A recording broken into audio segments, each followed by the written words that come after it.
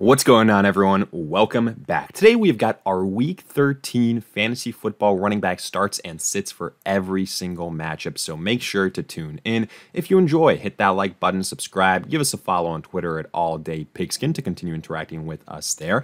Let us hear it in the comment section. You agree, disagree, along with any other questions you guys might have. We will do our best to answer them all. But with that being said, let's get right into it. Today's video is brought to you guys by Birddogs. And look, I know we're all searching for that perfect pair of shorts or pants that offers the best style, the best comfort, the best bang for your buck. Well, guess what? That search is over because Birddogs offers all of that and so much more. If you're looking for shorts, they have a ton of options with activewear, casual wear, or even beach wear.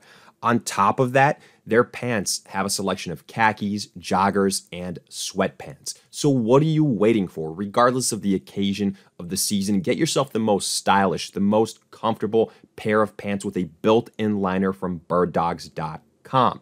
And if you use promo code ADP today, you'll get a free rope hat with your purchase. Again, that's Birddogs.com, code ADP, and you'll get a free rope hat with your purchase. Make sure to check out birddogs.com, link in the description, and we kick off week 13 on Thursday with the Bills at the Patriots. From a running back perspective here, for the Bills, you're going to start Devin Singletary. All things considered, Singletary has been a very solid low to mid-level running back too, with some decent upside really all season long, and I do think that will continue versus the New England Patriots. I'm treating him the same way. For New England, Ramondre Stevenson, he's been the main guy, and even with Damien Harris healthy, Stevenson has been the preferred option. He's been a stud as a pass-catching running back as well in recent games, and that should continue to be the case. I have him as an RB1. The biggest thing working against the Patriots here would be a negative game script where they have to abandon the run a little bit. But like I said, the pass catching ability of Stevenson is going to increase his floor. As far as the sits, we have James Cook as a sit. He is the primary backup to Singletary. Like we said the previous couple of weeks, what we saw from Cook, one sort of big-ish game, not really too much to hang your hat on, not consistent. He's a sit. And then with Damien Harris, he's actually hurt right now. We don't really know the extent of the injury. I'd be surprised if he plays, but I did want to put his name as a sit just in case he does suit up and is available, because even in that scenario, I think he's going to be less than 100%, and he's kind of become the guy behind Ramondre Stevenson, so I would rather sit him here. Then Packers at the Bears. Typically, I don't recommend starting both Aaron Jones and A.J. Dillon, but this is a situation for the Green Bay Packers where they're facing a very bad Bears defense that could be without Justin Fields yet again offensively, which completely changes, the game script for Chicago. It affects their defense as well. And then for the Packers, they might be without Aaron Rodgers. Now, obviously, that's not a good thing, but it means they're probably going to focus even more so on running the football, if I had to guess, which does give some more value to A.J. Dillon, in my opinion.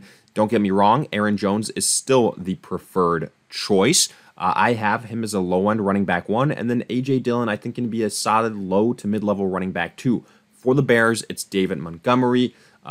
He's been very, very solid since the Khalil Herbert injury. Now, again, if the game script here goes worst case scenario, Justin Fields doesn't play, and the Bears are down big, then Montgomery's upside will be capped. But right now, you could argue he is the biggest fantasy value, fantasy asset for the Bears offensively without Justin Fields. So you continue to fire him up. I have him as a high-end running back too. Afterwards, Steelers at the Falcons. I'll start Najee Harris here. I mean, the Falcons been getting absolutely crushed in terms of rushing opponents, and I think Najee Harris can have a decent performance here. I have him as a high-end running back too, just because, look, I don't necessarily trust the Steelers offensively either, so keep that in mind. For the Atlanta Falcons, Cordero Patterson is still my preferred choice. Now, if you want to say, I don't want to start really any Atlanta running back because Algier, Patterson, they're kind of splitting carries. I understand that. I just view Patterson as a guy, specifically in PPR formats, he'll get you around 10 points, high-end running back 3, a little bit higher upside without Kyle Pitts. And if he's still kind of pacing the way as far as running back carries and getting the goal line opportunities, you take a dart throw on him. And I think, again, he can deliver right around 10 points in PPR leagues. Afterwards, Jets at the Vikings. I am only starting Dalvin Cook here. And look, I have him as a mid to high end running back too. All things considered, he's been kind of disappointing this season. He's had one or two kind of big games, but they've been on big runs, things like that. The performance hasn't been what we expected, but I still think that he is a guy that you start. For the Jets, however, it's a different situation. Michael Carter got banged up this last week. If he didn't, might have been in store for a big day, but even prior to his injury, he wasn't getting the amount of carries that we would have liked to see. And then James Robinson, he was a healthy scratch, which was maybe an even bigger surprise. We'll see what happens, though, because if I had to guess, I don't think Carter is going to play with an ankle injury. So is Robinson going to be a healthy scratch again? If he's not, honestly, I would not be playing any of the Jets running backs, including Zonovan Knight. Look, if Carter and Robinson are out, maybe you take a chance on Knight. But again, I don't think this is going to be a favorable type of contest for the New York Jets. We'll see what they do at quarterback. They've still got Ty Johnson in there too. So a lot of factors here. I'd rather just sit the Jets running backs. Then Jags at the Lions. So Travis Etienne, another running back that got banged up this last week, but he is expected to play in Week 13, which is good news. He's got a good matchup versus the Detroit Lions. Yes, Darrell Henderson was added by the Jaguars, but Etienne is still the primary guy. Not a serious injury. I view him as a high-end running back too. I wouldn't get cute and start Darrell Henderson. I don't think he's a guy that's going to take away really all that many carries, if any, from Etienne. To me, he's just, kind of a body there for backup purposes. And then for the Detroit Lions, I continue to say it, and it continues to be the case. Jamal Williams is your starter. He has the higher touchdown upside. He has the higher usage upside. DeAndre Swift, if you're not in a PPR format, tough to really trust him to any extent. He's touchdown dependent, very much so. And I just, until I see those double-digit carries, I cannot trust DeAndre Swift. He is a sit for me. Then Titans at the Eagles. This one's pretty simple. You go Derrick Henry, you go Miles Sanders. Both top 5 guys in terms of rushing yards on the season so far. Derrick Henry, bit of a tougher matchup, you could argue, but he's still a top 5 guy, especially in standard formats. He is the offense for the Tennessee Titans. Then for the Eagles, Miles Sanders coming off a huge game. Look, he's not going to get all those touchdowns every single week just because of what Jalen Hurts can do with his legs, but he is still a guy that is a high-end running back 2, depending on the matchups, low-end running back 1, which I think could be the case here. But again, he does have that touchdown variability, which kind of makes him a little bit boomer bust. Then Browns at the Texans. So weirdly enough, big game here, because we have the return of Deshaun Watson, which means that this Browns offense is going to look very different from what we've seen so far, at least on paper. Now, look, Kareem Hunt has been a little bit disappointing as of late, but if there's any matchup, any opponent where that can change, it's versus this awful Texans defense. I'm starting both Nick Chubb and Kareem Hunt. Even with Deshaun Watson, I still think this is going to be a run-heavy type of game plan just because it is Deshaun's first game back. So, it's been almost 2 years since he's played. Keep all those things in mind. Chubb is an RB1. Kareem Hunt can be a solid low-end running back too. Then for the Texans, Dameon Pierce.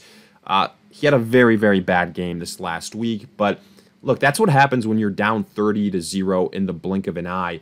And that's the danger with trusting really any Texans kind of skill player, specifically at the running back position. Very game flow dependent. I think it's going to be a little bit better versus the Browns, but that's why he's a boomer bust running back 2, closer to low to mid-level running back 2 at that. Afterwards, Commanders at the Giants. Brian Robinson, I am starting him. The last couple of weeks, I've been saying you start Robinson and Antonio Gibson, primarily because of the matchups, though. Now facing a stingier Giants defense, I'm only going with Brian Robinson. He has been, getting the bulk of the carries Now, we'll see if that continues to be the case, but considering the success he's had as of late, I don't know why it wouldn't be. So I'm firing him up as a low-end running back too, just because Gibson will still be involved. For the New York Giants, Saquon Barkley, I think that he's going to be a low-end running back one. We really need to see him, start to have some of that touchdown success again, and specifically for PPR formats, have some of that pass-catching success. But again, it's just been in situations where very game flow dependent for the Giants. I think this is going to be a close game. I think Daniel Jones is going to look to Barkley, so I like the matchup for him here. Then Broncos at the Ravens. Look, I'm only looking at the Ravens side of things here. J.K. Dobbins, he is practicing again, but we don't know if he's even going to play. That's why I have his name listed here, potentially. If he is cleared and he's all good to go, okay, he's the guy that I trust the most. But, all of these Baltimore running backs, they're all essentially just, hit or miss low-end running back twos that you hope they get a touchdown, because Lamar Jackson is the primary guy, and they just don't get enough volume. If Dobbins doesn't play, I'll go with Gus Edwards. I view him the same way as Dobbins. If Dobbins plays, I wouldn't start Edwards, and then just forget about Justice Hill and Kenyon Drake. And then for the Broncos, Latavius Murray, he was the primary guy this last week versus Carolina, but it wasn't all that great. I mean, the Broncos offense looks absolutely god-awful. I don't think that's going to change versus the Ravens. And Murray, just not all that explosive, tough to trust him. So I can't get on board with the Broncos potentially playing from behind, having to abandon the run. I'd rather sit Latavius Murray. Then Dolphins at the 49ers. I'm starting Jeff Wilson versus the 49ers here. Yes, he kind of had an injury scare this last week, but he returned. I expect that he plays. If for some reason he takes a step back, I will insert Raheem Mostert. But as long as Wilson plays, I'm sitting Mostert. The 49ers do have a good run defense, so don't want to get too cute here. Then for San Francisco, Christian McCaffrey. Kind of a dud of a week this last game, but I think he will bounce back here, especially because Elijah Mitchell, a little bit banged up. We don't know the extent of the injury. I'm guessing that he sits out maybe, even multiple weeks. If that's the case, then McCaffrey should see a higher usage, which is obviously what his fantasy managers want to see. I think that he is going to be a solid RB1 this week and kind of rebound from what we saw. And then Jeff Wilson, kind of in the mid-level running back 2 range. Afterwards, Seahawks at the Rams, only Kenneth Walker. Good thing here for Walker is that he has been a stud since taking over for Rashad Penny when he got injured. To me, he is a low-end running back 1. The Rams are an absolute dumpster fire right now. Matthew Stafford might be done for the season. Offensively, the running back position is no bueno. That's why you see everyone as a sit. The offensive line is banged up. They're essentially using 3 guys at the running back position: Akers, Kyron Williams, Bryce Perkins, and they're all getting like 8, 9 carries. That's not good. That's not fantasy reliable. They're all sits. Afterwards, Chargers at the Raiders. This one's very simple. You start Eckler, you start Josh Jacobs. Eckler, a PPR stud. I think this is a really nice matchup. Josh Jacobs coming off an absolutely insane game, over 300 yards total. I don't think he's going to duplicate it, but, he does have a good matchup as well, and he should be in that low-end running back 1 range. Then Chiefs at the Bengals. Isiah Pacheco, he got a lot of carries, a lot of volume with Clyde Edwards-Helaire hurt. He's been the guy. I think he can be a low-end running back 2 for the Bengals. Joe Mixon missed this last week because of his concussion. He's supposedly trending in the right direction, but if he doesn't play, you go with Pirine again. And I think he can be a high-end running back 2. If Mixon does play, Pirine is a sit, and Mixon kind of a low-end running back 1. But we'll see how this game goes. Hopefully the Bengals aren't playing from behind big time. But again, TBD. And then Jerick McKinnon just not getting enough usage. Pacheco is the main guy, so McKinnon is a sit. Afterwards, Colts at the Cowboys. I'll start Jonathan Taylor here for the Colts. That's the easy bit.